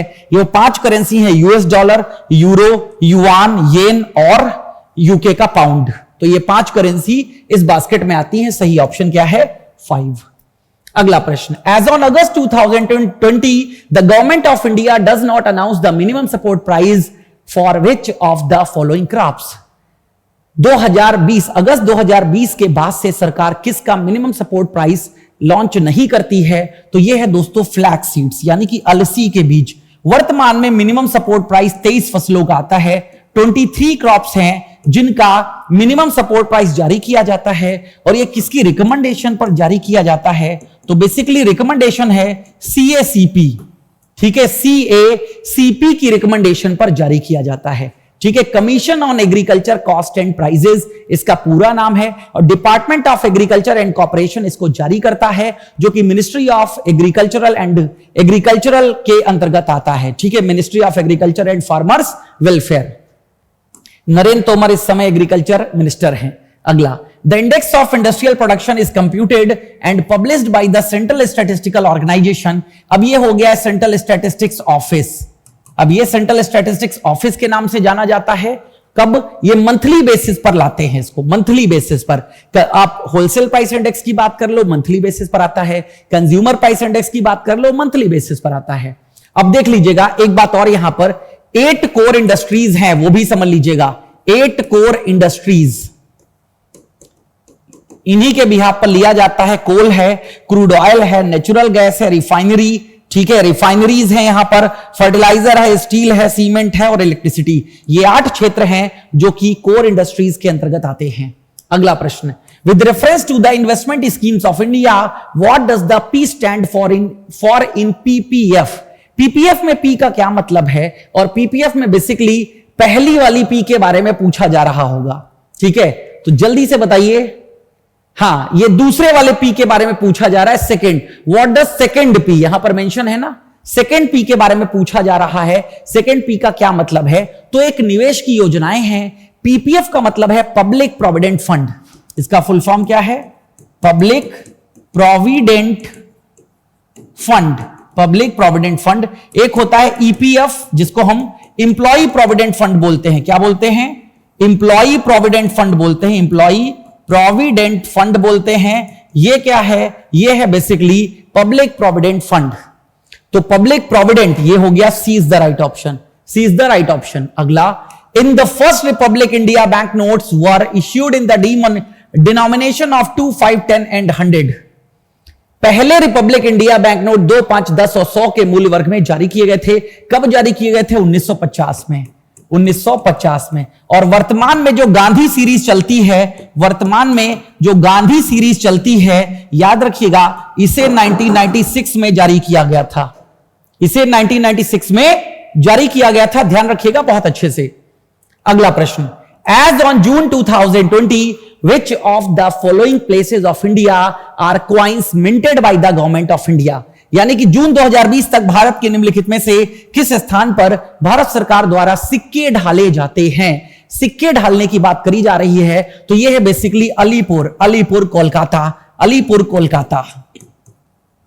सिक्के 4 जगहों पर ढाले जाते हैं, 4 प्लेसेस। इंडिया के 4 प्लेस हैं जहां पर सिक्के ढाले जाते हैं। कोलकाता है, ठीक है, कोलकाता है, हैदराबाद है, हैदराबाद है, ठीक है, हैदराबाद है, कोलकाता है, बॉम्बे है, यहां पर बॉम्बे है, और एक और है यहां पर नोएडा। ये वो 4 प्लेसेस हैं जहां पर सिक्के ढाले जाते हैं। तो कोलकाता में, अलीपुर में सिक्के ढाले जाते हैं। अगला, which of the following is a clause on the Indian bank note. Indian bank note पे क्या क्लॉज लिखा होता है? मैं धारक को इतने रुपए अदा करने का वचन देता हूं। क्या लिखा होता है? आई promise to pay, I promise to pay the sum of this rupees. जितने रुपए का नोट होता है, ये क्यों लिखा होता है? ये गारंटी है केंद्र सरकार की, क्योंकि आप जो नोट इस्तेमाल कर रहे हैं वो just a piece of paper है, एक कागज का टुकड़ा है। इसलिए सिक्के कमोडिटी मनी में आते हैं। कभी भी सिक्कों पर आप ये बात लिखी हुई नहीं देखोगे। आप ये बात लिखी हुई सिर्फ कहां देखोगे? ये बात लिखी हुई सिर्फ और सिर्फ आप नोट पर ही देखोगे। अगला प्रश्न, which of the following was the first to set up a bank in the private sector as part of RBI Reserve Bank of India's liberalisation of the Indian banking industry. तो 1991 में आया था liberalisation, privatisation and globalisation. तो इसके बाद कौन सा bank ऐसा सेटअप हुआ था जो कि liberalisation of the Indian banking industry का हिस्सा था? इसका सही ऑप्शन है दोस्तों HDFC bank, housing development finance corporation. Housing development finance corporation ये पहले एक डेवलपमेंट बैंक था, बाद में एक कॉमर्शियल बैंक बन गया। आज की डेट में हम और आप इस बैंक में खाता खोल सकते हैं। अगला, Policy refers to the use of monetary instruments under the control of central bank to regulate the economic magnitudes। नई नीति आर्थिक परिमाण को विनियमित करने के लिए केंद्रीय बैंक के नियंत्रण में मौद्रिक उपकरणों के उपयोग को संदर्भित करती है। तो इसका सही ऑप्शन बताया था ना, इसका सही ऑप्शन है मॉनेटरी पॉलिसी। मौद्रिक नीति की बात यहां पर हो रही है। Monetary policy reserve Bank of India के द्वारा मनी की सप्लाई के लिए करी जाती है, जिसका मुख्य उद्देश्य होता है बाजार में महंगाई को नियंत्रित किया जा सके। तो उम्मीद करता हूं दोस्तों क्लास आपको बहुत पसंद आई होगी।